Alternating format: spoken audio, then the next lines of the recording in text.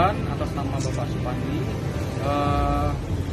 Kerugian yang diderita oleh korban uang tunai sebesar 21 juta. Jadi setelah kita menerima laporan polisi tersebut, anggota operasional dan unit reskrim melaksanakan kegiatan lidik dan pengembangan. Dari hasil penyelidikan dan pengembangan kita dapatkan 2 orang pelaku berdasarkan ciri-ciri yang sudah disampaikan oleh korban. Kemudian kita lakukan penangkapan. Pada saat kita lakukan penangkapan, korban pelaku berusaha untuk melarikan diri. Kemudian dengan terpaksa kita lakukan tindakan tegas namun terukur.